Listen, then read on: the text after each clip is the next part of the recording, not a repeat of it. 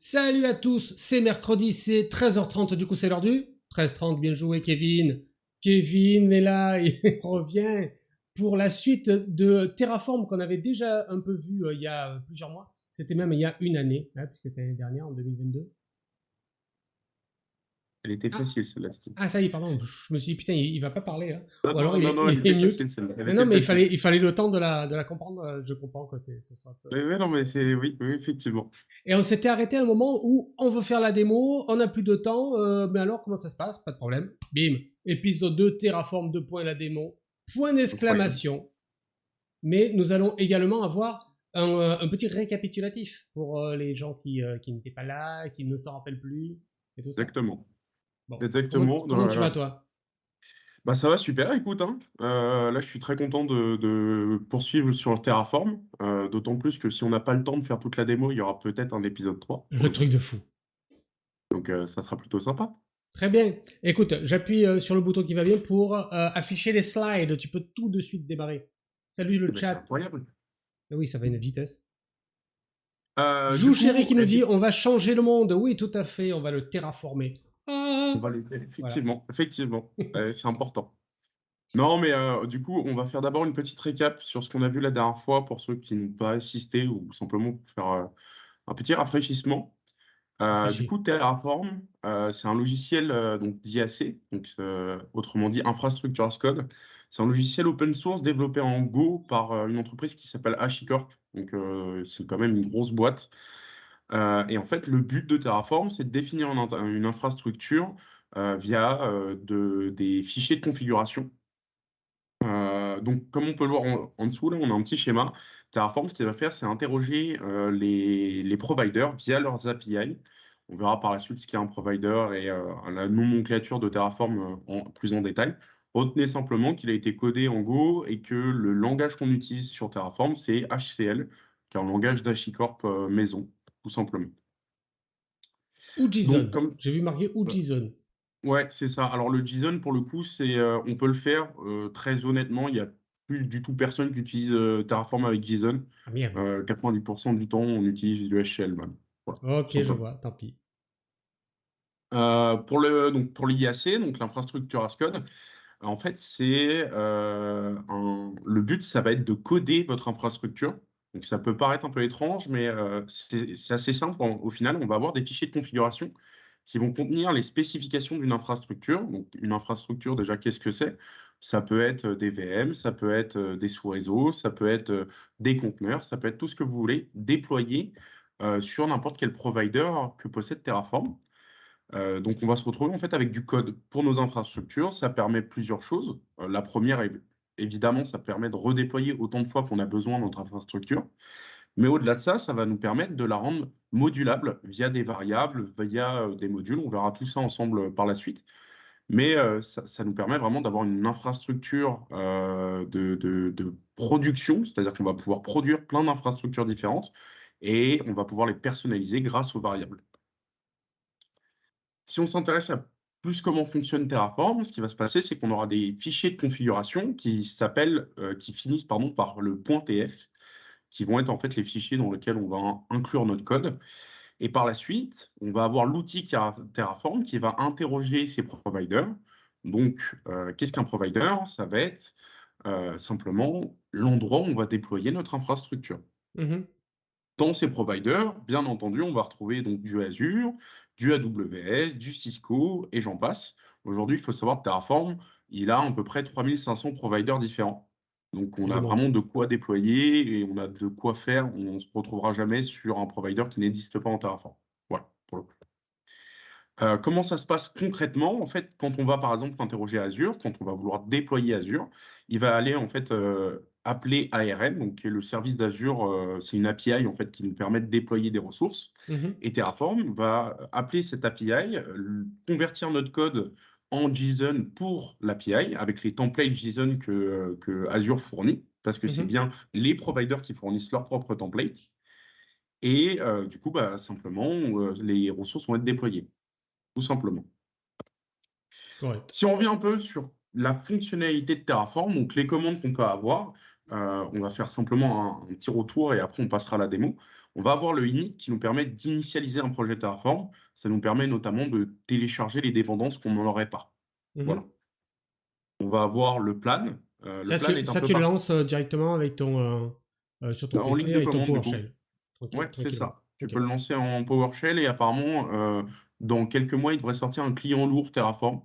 Mhm. Donc, ça peut être intéressant de voir comment il fonctionne, mais actuellement, effectivement, c'est qu'en ligne de commande. Ok. Sur le plan, du coup, ça va en fait faire l'état des lieux de votre déploiement. Ça va faire l'état des lieux de ce qui a été déployé et de ce que vous essayez de déployer, pardon. Elle est dure cette Donc phrase, hein. Tu veux la réessayer ouais, ou elle est dure. Ah ouais, ouais, non, elle est dure. Je l'ai répété plein de fois devant mon miroir, ça me fait Ouais. toujours autant stresser, c'est compliqué. Mais pour le coup, ce qui va se passer, c'est qu'imaginons qu'on a déployé une VM et que, sur cette VM, on remodifie notre code pour déployer un sous-réseau. Qu'est-ce qui va se passer? C'est que, hem, Terraform, il va analyser ce qu'on avait déployé avant, donc la Mhm. VM, dans notre exemple, et il va dire: «OK, bah, là, la seule chose qu'il y a de différent, c'est ton sous-réseau que tu essayes de déployer», et il va nous faire un récapitulatif. Ouh là, c'est compliqué aujourd'hui. Mais, du coup, il va nous faire un récapitulatif sur ce qu'on essaye de déployer. Bien entendu. Après, on va avoir le Terraform Apply. Ah, le screen a été un peu coupé, mais c'est pas grave. On va avoir le Terraform Apply qui va nous appliquer notre code, donc déployer notre infrastructure, tout simplement. Ok. Donc si on récapitule, les commandes s'exécutent toujours de la même manière et toujours dans le même ordre. On va avoir notre code, on va faire notre Terraform init, notre Terraform Mhm. plan et apply. Par la suite, il va, appeler les providers concernés, donc ceux qu'on a référencés dans notre code et il va nous déployer ce qu'on lui a demandé de faire, donc des VM, tout type d'infrastructure qu'on lui a demandé de faire. Pour le coup, on peut vraiment faire, une infrastructure bien détaillée. Et j'imagine que les retours qu'on a sur l'application de ces commandes sont Mmh. fonction des API de chacun des providers. Alors au final non, elles vont toujours être la même, c'est-à-dire qu'on aura toujours le D'accord. même retour parce que Terraform, il compacte les données pour nous donner un truc lisible, peu importe le provider. Mais pour le coup, on verra que la déclaration et le code est en fonction du provider. Typiquement, pour déployer une VM sous Azure et une VM sous AWS, la syntaxe n'est pas du tout pareille. Donc on ne pourra Hmm. pas simplement changer le nom du provider. Voilà. Ok. On a un bonjour d'un certain Juanito VHN sur le chat. Bonjour à toi. Et Bonjour bonne à toi. année si tant est que tu n'as pas été bonne annéisé précédemment. C'est vrai. On va avoir donc ce que je disais, les providers. Aujourd'hui, on va s'intéresser à un en particulier qui s'appelle Null Resource. En fait, le null resource, c'est quand on va pas définir de provider à proprement parler, donc Mhm. Azure ou AWS, mais qu'on va vouloir faire des commandes soit en local, soit en remote. Et ça va être très intéressant, notamment pour préinstaller des choses sur nos VM ou simplement préinstaller des choses sur notre machine actuelle. On verra qu'on peut Black faire les deux. Adam. Blackadam.txt. Oui, Tu as vu le film? exactement.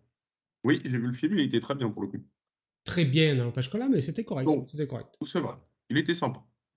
Dwayne Johnson, pour ceux qui l'ont pas vu, allez-y. C'est du DC On Comics, fait de la pub ça pour les marche. films maintenant, c'est important. Bah attends, c'est important, Léo. Il est là pour ça. Pardon, c'est vrai. Alors Le vas-y, local local le exec. local exec, du coup, nous permet d'exécuter des commandes en local. On le verra, on fera des tests avec et remote exec, donc nous permet de nous connecter à une machine virtuelle, distante et de faire des opérations dessus. Donc là, par exemple, on a la connexion qui correspond, en fait, à comment on va se connecter. On va pouvoir préciser si on se connecte en SSH ou autre et on va devoir préciser plusieurs informations, typiquement l'utilisateur, le password et ainsi de suite. Ok. Le remote exec, en fait, ça va être simplement des lignes de commande. On n'a que des lignes de commande qu'on va pouvoir exécuter et on va pouvoir aussi copier des fichiers de notre machine locale sur une VM distante.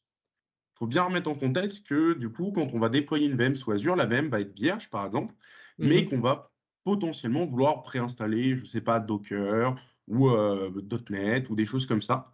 Et là, pour le coup, ça a vraiment un sens parce que on va vraiment pouvoir préinstaller tout sur notre VM. Et du coup, à chaque fois qu'on déploiera une VM, tout sera déjà installé dessus. Donc c'est plutôt intéressant de le faire Mhm. et pour ceux qui connaissent, ça ressemble un peu à Azure AIB. Donc c'est ce que fait Azure, c'est une sorte de Dockerfile, mais pour les VM, Azure. Sauf que là, on va pouvoir le faire avec plein de providers différents et on va vraiment pouvoir Mhm. personnaliser l'expérience de l'utilisateur. On a une question sur le chat. Comment Oui, Terraform communique-t-il avec le cloud, par exemple Azure? Est-ce qu'il faut entrer login, password ou bien avec des tokens? Alors, on peut faire les 2. C'est-à-dire qu'on va pouvoir générer un token sous Azure pour pouvoir se connecter sur Terraform ou on va simplement pouvoir utiliser, le client d'Azure, donc le AZ CLI, Mmh. pour, nous connecter avec le AZ Login classique en disant: «Voilà, j'aimerais bien me connecter à Azure», et une fois qu'on est connecté, Terraform va prendre les informations de notre machine locale. OK. Donc il le fait tout seul. On peut faire les 2. Merci beaucoup, c'était super. Ouh, ça Du sent coup, la je te démo. propose C'est de la passer à la démo? démo. Ah oui, J'appuie c'est la sur le démo bouton de carrément. démo. Hop là! Nous y Hop, sommes. alors, pour vous montrer un petit exemple, on va commencer doucement. Heu Tout doux La bijou. dernière fois tout doux, effectivement. La dernière fois, on avait parlé de variables et tout à l'heure, je vous en ai parlé aussi. On peut en créer sous le forme de Terraform. Donc, encore une fois, c'est du code déclaratif. Donc, on va déclarer notre variable avec le mot-clé variable. Pour le coup, c'est plutôt bien fait. Oui, ça va, c'est On va correct. pouvoir lui préciser un type et on va pouvoir lui donner une valeur par défaut. On verra après, mais en fait, si on lui déclare pas de valeur par défaut, il va falloir redéclarer les valeurs lors de l'exécution. Du coup, ça nous permet encore une fois de rajouter une sécurité, c'est-à-dire que si l'utilisateur rentre pas de valeur, on peut en mettre une par défaut, tout simplement. OK. Ici, si on regarde ce que je fais, c'est que j'exécute sur ma machine locale la commande echo. Je vais récupérer mon nom de film, donc avec le var qui veut dire bah, tu vas me récupérer la liste de mes variables et tu vas me récupérer la variable qui porte le nom movies name, donc celle qu'on a au-dessus. Voilà. Et je vais le mettre dans un fichier qui s'appelle blackadam.txt. À la suite, on a un truc qui est intéressant. Donc, pour déclarer une ressource, peu importe la ressource, donc si c'est une ressource Azure ou quoi, on aura toujours le mot-clé ressource devant. Et on aura, pareil, une autre chose qui s'appelle les outputs qui nous permet d'afficher, plusieurs choses, à la fin de l'exécution de Terraform. Typiquement, ça peut être, l'IP de la VM qui vient d'être créée ou des choses comme ça. On va pouvoir récupérer pas mal de trucs. Hop, donc N'hésitez pas à nous dire sur le chat si le zoom est assez bon. J'ai l'impression que ça va. oui, Même pour ceux qui ont des mauvais yeux, genre le joue chéri, là, ça devrait aller. Le joue chéri et ça veut après dire que les yeux dingues. ça veut dire que tu retiens d'une session à l'autre, qui a des mauvais yeux, c'est impressionnant. Ouais, ouais, j'ai une. Merci, Juanido. J'ai une connaissance particulière et individuelle avec chacune des personnes sur le chat. Impressionnant. On va avoir donc le Terraform Destroy, j'en ai pas parlé. Pourquoi? Parce que en fait, c'est ce qui va nous permettre de détruire notre infrastructure. En local, ça marche pas très bien, étant donné que, il a pas accès à ce qui se passe dans la machine, il a accès à la machine. Du coup, le destroy ne fonctionne pas très bien en local. Là, ça va juste me supprimer mon tftate et cetera. Voilà. C'est pas très intéressant, mais il faut retenir que le destroy, quand on va être en ligne, quand on va être dans le cloud, du coup, il va nous Mhm. supprimer toutes les ressources. Donc, par exemple, sur Azure, si on a créé un ressource group et une VM qui est associée à ce groupe-là, ça va supprimer l'ensemble. Voilà. Ça peut être pratique, surtout quand on fait des tests. Ok. Donc, si je mets Terraform, voilà. Là, on a juste mon main.tf, donc avec le code qu'on a vu tout à l'heure, qui est censé me créer un fichier et m'écrire dedans la valeur de ma variable movies name. Donc ici, Black Adam, il se bout de movie, en l'occurrence. Qu'est-ce qui se passe quand je fais un Terraform plan? Ici, on voit qu'il me ressort plusieurs informations. Alors, je vais les grandir un peu. Voilà. Il nous sort plusieurs informations. La première, c'est qu'il nous dit, là, tu essayes de créer quelque chose. Mhm. Ensuite, il va nous préciser ce que j'essaye de créer. Donc, il va nous faire un récapitulatif de tout ce qui va être créé si on fait un apply dessus. Attends, Ensuite, il va nous pardon, je te oui, coupe 2 secondes. On a eu une question sur mon troisième écran là. J'ai regardé le deuxième moi à ce moment-là. C'est même avec sécurité, donc il faut se replacer dans le contexte. Est-ce que tu arrives à replacer le contexte pour pouvoir répondre? même avec sécurité. Ouais. Non, là, pour le coup, je vois pas de quoi il parle. Bon, ben tu nous Je redis quel était le contexte, s'il te plaît. ouais, Vas-y, tu peux continuer en attendant, Kevin. ouais, Je te ça tiens au marche. courant. Bah, du coup, ici, on va donc avoir le récap de ce qu'on essaye de déployer et ici, il nous fait un rapide résumé. Donc là, on voit que j'ai un ajout, pas de changement et pas de destruction prévue parce que je peux aussi détruire des ressources à l'intérieur de mes fichiers .tf. Voilà. Ça y est, Destroy peut supprimer les ressources, même avec sécurité. Ah oui, oui, totalement. En fait, dès que ça a été déployé avec Terraform, ça va pouvoir être supprimé avec Terraform. Quoi qu'il Ok. se passe. Même si on a créé des sécurités dessus, en fait, Terraform se souvient des sécurités grâce à un fichier qui s'appelle le tfstate, donc l'état de Terraform. Mhm. Dedans, en fait, il faut voir ça comme un graphique. Il fait un graphe, en fait, et dedans, il va relier toutes les ressources entre elles. Et ce qui est très intelligent, pour le coup, c'est que si des ressources sont dépendantes d'une autre, il va d'abord supprimer les petites ressources pour supprimer la Mmh. grosse dont dépendent d'autres ressources. Voilà, Bien pour joué pas ce avoir d'erreur Terraform. ou des choses comme ça. Bravo. Du coup, si je fais mon Terraform, apply ici, hop, ici, donc il me redit encore une fois un petit résumé. Attention, là, tu Mmh. essayes de créer quelque chose. Je vais mettre oui pour le créer. Et là, du coup, si on regarde, effectivement, j'ai bien donc mon TFTake qui a été créé. Donc, c'est l'état de ce qui a été fait. Donc là, il va Mmh. retenir que j'ai créé un fichier blackadam.txt, typiquement. Et dedans, dans mon fichier blackadam, hop, je vais pouvoir avoir le nom de mon fil. Voilà. Donc là, en local, on va pouvoir créer, et cetera. Alors, ça peut paraître peu intéressant, mais ça fonctionne pareil sur le remote. On verra un remote après. J'ai créé une VM après pour pouvoir tester. Hop, voilà, l'exercice 2. Carrément. Ah ouais, il y a pas mal d'exercices, hein, j'ai prévu. Pareil, pour le coup, ici, on va pouvoir créer donc plusieurs types de variables, comme je vous l'ai dit. On a les strings et on a quelque chose qui est intéressant. On va pouvoir faire en fait des boucles grâce à des maps. On va pouvoir boucler sur plusieurs infos. Donc typiquement, si vous avez un fichier de configuration à écrire et que vous souhaitez l'écrire avec, du coup une variable, bon ce qui est pas forcément conseillé, mais vous pouvez, vous allez pouvoir itérer sur chacune des valeurs de cette variable-là pour pouvoir, par exemple, créer plusieurs VM avec, 3 noms différents ou des choses comme Mmh. ça. Là, dans notre exemple, j'essaie simplement d'écrire 3 lignes dans le fichier movies.txt, tout simplement. OK. Comment ça se passe? On va utiliser le mot-clé for each pour pouvoir itérer sur une variable. On va lui référencer la variable qui correspond. Attention, là, ça ne peut être qu'une map. Si ce n'est pas une map, vous aurez une erreur quand vous ferez le validate, typiquement. C'est Lord of the Euh, Rings.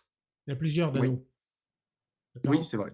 C'est vrai, c'est vrai, S'il vous c'est vrai. plaît, j'ai un moment où on peut pas tout laisser passer, hein. Non, non, mais je comprends tout à fait. Merci. Excusez-moi. Ne me lapidez pas tout de suite, s'il vous plaît. Ce qui va bien avec Euh, The Rock, du coup, la lapidation. Bon, je vous laisse oui, oui, très réfléchir à bien. ça sur le chat. Faut pas dire, faut pas spoiler. Mais du coup, qu'est-ce qui va se passer? Alors là, on a un trigger, je vais le retirer pour l'instant, on verra après ce que ça fait et on va avoir donc notre local exec, encore une fois, qui va écrire chacune des clés et des valeurs dans notre movies.txt. Donc là, Black Adam, The Rock et ainsi de suite. OK? Donc si on reteste ce qu'on a fait, hop, je vais sur 2, hop, je supprime state, je supprime movies.txt. Voilà. Si je fais un terraform plan ici, qu'est-ce qui va se passer? Comme tout à l'heure, il va nous référencer encore une fois l'ensemble des ressources qu'on va vouloir, créer. Sauf que là, on voit une petite différence, c'est que je n'ai qu'une seule, ressource qui est nulle ressource node 1 ici. Mmh. Sauf qu'on voit qu'il va me référencer 3 ressources quand je fais mon plan. Pourquoi il le fait? Parce que, vu que j'itère, lui, il va considérer que je crée une ressource par itération. Donc là, typiquement, il va me faire, mon itération avec Black Adam, Lord of the Rings et Star Wars. Si je fais mon apply, bien entendu,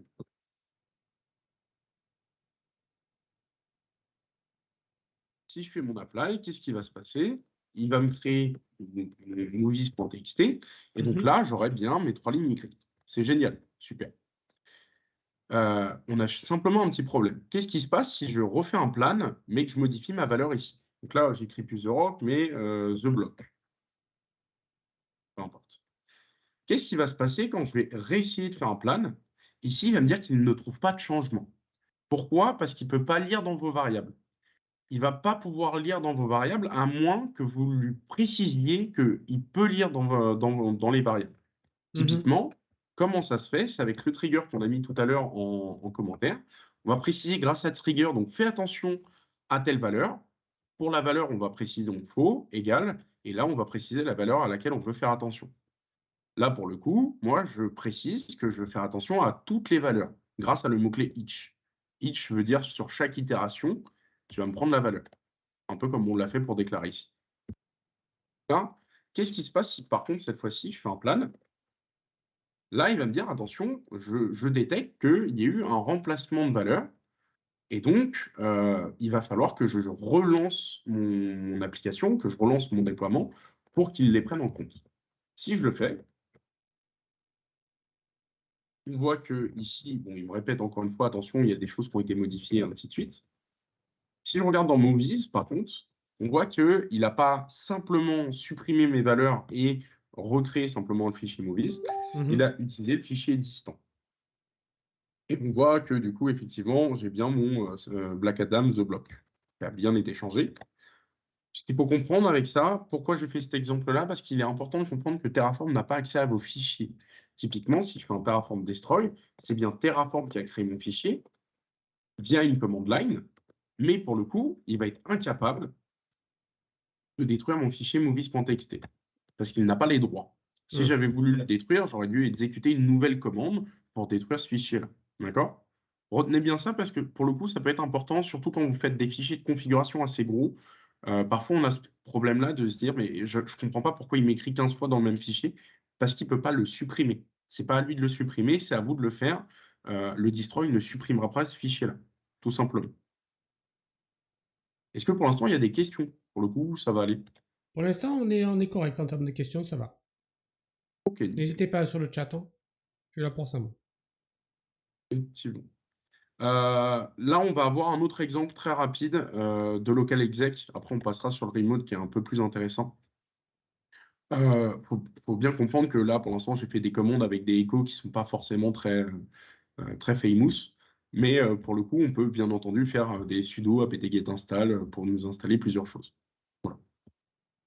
Ici, je vais pouvoir donc, hop, on va vous montrer directement l'exercice 13, plus intéressant pour le coup.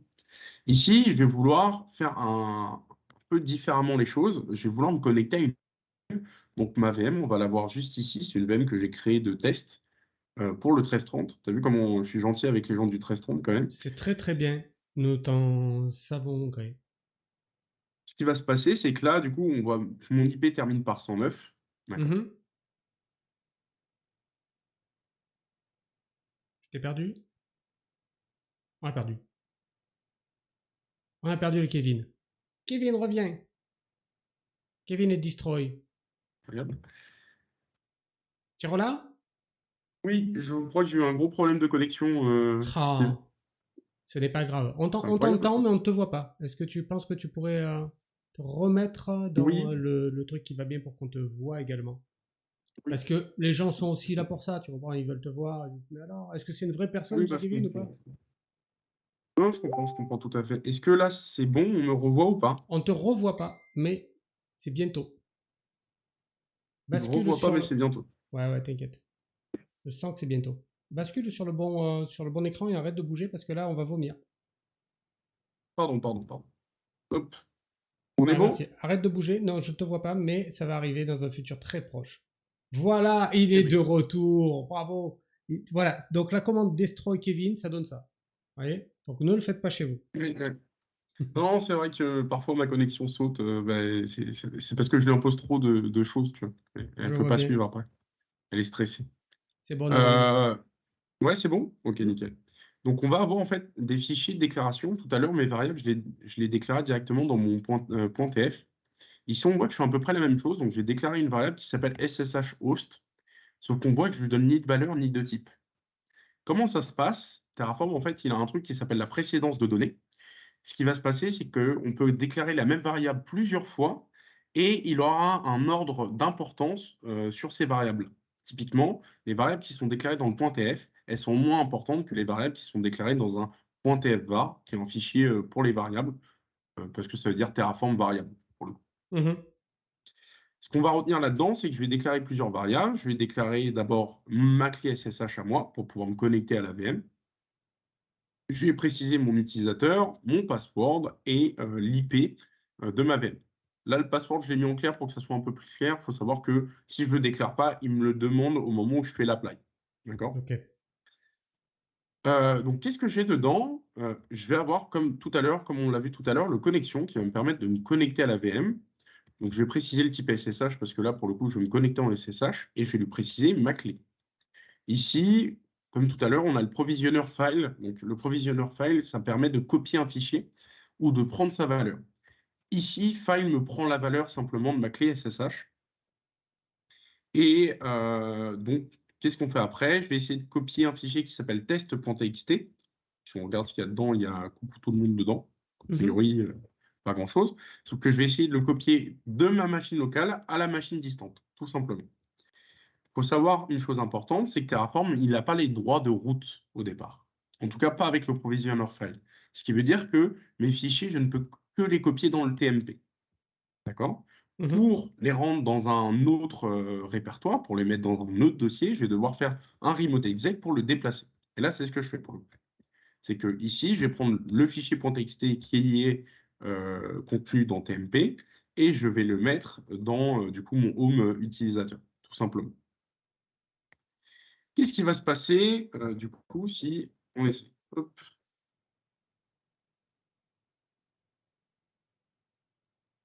Terraform. Ouais. Hop, là, voilà. Typiquement, je n'ai plus de, ce qu'ils appellent le fichier de config de base. Donc en fait, j'ai pas fait de init. Donc il me précise: «Attention, avant de lancer un projet, il faut toujours faire Terraform init». Donc je vais pouvoir le faire. C'est ce que tu avais dit au début. Nous, on a Oui, noté. oui, c'est vrai, Attention, c'est vrai. init. Init, c'est bien. Init, donc en fait, il va a priori rien me créer, sauf qu'en fait, si on regarde ici, on voit qu'en fait, il me crée un .terraform lock qui correspond en fait à l'état des lieux de votre Terraform et les dépendances téléchargées, tout simplement. Si je modifie mon main.tf et que je rajoute des dépendances, il faut savoir que je devrais refaire un init. C'est pour ça que j'ai dit que la plupart du temps, pour ne pas perdre du temps, on va faire un init, plan et apply, tout simplement. Alors, on a une nouvelle arrivante sur le chat avec un superbe pseudo qui est Silence des agneaux, du coup, tu raccord avec les films, là. Bien joué. Ouais, ouais, Et qui dit, nickel. c'est quoi le projet? Eh bien, nous sommes en train de partir, de parler Terraform, et on fait une démo d'une, comment on va dire, une mise en place, une petite infrastructure avec des variables, des fichiers qu'on veut remplir et tout et tout. C'est N'est-il ça. pas? Voilà, il est. C'est exactement ça. Du coup, ici, si on fait un plan, on va voir encore une fois, il va me dire: «Bah, OK, très bien, actuellement, tu n'as rien déployé». Donc, comme tout à l'heure, il va nous récapituler ce qu'on veut déployer et je vais pouvoir faire un apply. Là, par contre, l'apply va être beaucoup plus intéressant parce qu'il Mhm. va nous afficher l'output de la VM distante, pour le coup. Hop, donc là, on a plusieurs informations et là, qu'est-ce qu'il nous dit? Hop. Alors là, il n'a pas réussi à se connecter au remote exec. Je pense que ça doit être parce que ma VM a dû se rééteindre. Désolé, j'ai plus Oh, beaucoup de crédits sous Azure. il l'a cassé. Je l'ai cassé, C'est malheureusement. effrayant. Ouais, tu vois, Tu ouais, vois bien qu'on est tous en haleine, hein. Ne casse pas des ouais, trucs, ouais, mon Dieu. je comprends, désolé. Mais je pense que, ouais, elle a dû. Non, elle est même pas stoppée. Bon. Qu'est-ce qui se passe? Hop, voilà. Ici, ce qu'il me dit, c'est qu'il n'a pas trouvé le fichier tmp.test.txt. Mhm. Ça veut dire qu'il n'a pas réussi à le copier. Donc soit c'est, dû au fait que mon fichier test ici n'était pas existant. Alors nous, Mhm. pour le coup, on l'a bien. Soit c'est dû au fait qu'il existe déjà sur ma VM.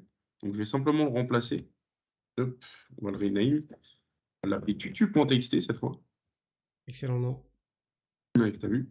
Je suis très doué pour les noms. Là, je vois ça. Hop, tutu, tutu et on va mettre test tutu. Voilà. Hop, Vous pouvez réutiliser ces noms de variables chez vous, hein. C'est pas propriétaire. Ça vous est offert oh quand même. par NeoSTD. Vous pouvez y aller. Autre chose aussi, j'ai oublié de le dire, mais bien entendu, on peut faire des apt-get install, hein, dessus. Install, hop et je vais pouvoir, donc, par exemple, installer Figlet, qui me permet de faire des ASCII work. OK, donc on va relancer. Pour l'instant. Si je fais un apply, qu'est-ce qu'il me dit? Ah oui, j'ai oublié la virgule. Oh, C'est le parce mec oublie que des virgules. Et ouais, non, voilà. mais ça va. Ouais. C'est n'importe quoi, hein. C'est Franchement, important la tu devrais me ponctuation. virer. Je me tue à le dire, moi. Voilà, donc là, il détecte bien qu'effectivement, il y a eu un problème et que, j'essaye de faire des modifications dessus. Je Mhm. vais essayer de lancer mon apply en espérant qu'il va réussir à copier, le fichier cette fois. Voilà. Donc là, Et il a réussi voilà. correctement à copier le Bravo. fichier et là, on a plusieurs choses intéressantes. C'est qu'en remote exec, il va vous afficher ce que vous affiche votre terminal normalement. Donc Mhm. d'abord, il va vous dire: «J'essaye de me connecter». Je suis connecté, c'est génial. Là, on voit qu'il n'a pas réussi à copier le fichier tutu. Alors ça Alors, j'ai dû pas donner les droits à Tutu pour le coup, mais donc il nous dit qu'il n'arrive pas à le copier. Par contre, chose intéressante, il nous dit aussi qu'il a réussi à faire l'installation correctement de Très bien. Figlet. Si on essaye de se connecter à cette VM, hop, et là, pour le coup, c'est pratique parce que je peux me connecter en SSH rapidement. SSH, hop, hop.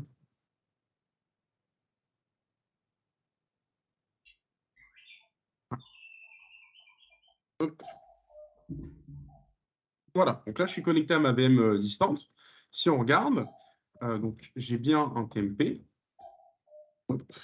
Alors, je ne sais pas pourquoi j'ai un fichier TMP. À mon avis, ça doit être, pour ça que ça bug. Oui, c'est ça. Donc, à mon avis, en fait, ce qui s'est passé, c'est que j'ai dû modifier le fichier à un moment donné et lui, Mhm. quand je fais tmp/tutu.txt, il essaye de chercher dans le TMP, pour le coup. Malheureusement, dans le fichier TMP au lieu du dossier TMP. Donc, c'est pour ça que ça ne fonctionnait pas. Par contre, si on essaye de faire Figlet, pour le coup, hop, on voit que Figlet a correctement été installé sur ma VM distante. Hmm. Donc, on peut se connecter sur nos VM et faire toute une installation. Là, c'est une installation très simple, mais on verra que par la suite, parce que là, il est déjà 14 heures, Tout mais on à verra fait. que, Coucou à Retenti. je peux tout à fait paramétrer l'entièreté de ma VM en téléchargeant, en installant Docker, en copiant un Git, en lançant mon conteneur et par exemple, installant Nginx. Ce qui fait qu'on peut avoir vraiment un déploiement de A à Z Hmm. et même qu'on peut, grâce à des fichiers, parce que là, c'est un fichier TXT, mais ça aurait pu être un script.sh, lancer des scripts aussi sur ma VM, tout simplement. Voilà, voilà. Très bien. Hop. Attention, je rappuie sur la touche qui va bien. Celle-ci. Bien, eh bien, c'était drôlement sympathique tout ça, Kevin. Nous te remercions de cette démo sur Terraform. On a vu bon les prémices, bien entendu, c'est pas un C'est ça. déploiement de dingue, mais bon, c'est normal. Hein. On a 30 minutes, on fait ce qui est possible dans 30 minutes. Je pense que Exactement. on a déjà bien vu la puissance de l'outil. Et on te remercie. N'hésitez pas sur le chat si vous avez des questions, si vous voulez en voir plus sur l'outil. On pourra faire même un épisode 3. À vous de nous dire. Sinon, je peux d'ores et déjà vous dire que la semaine prochaine, nous aurons la suite de notre fil rouge. GraphQL avec du Azure et du Lionel Dimitrievitch dedans. Le truc de fou. Donc, si vous vous attendez à ce que Incroyable. les choses ne marchent pas, venez voir ça. Parce que Lionel aime bien appuyer là et dire oh, mais ça marchait il y a 2 minutes. C'était méchant, c'était À quoi c'est facile. vrai. Ce sont des statistiques. Je suis désolé, moi je les tiens, je me les crois et puis voilà. Bon, à Je la semaine comprends. prochaine, les amis. Salut. À Salut à bientôt, au tous. revoir.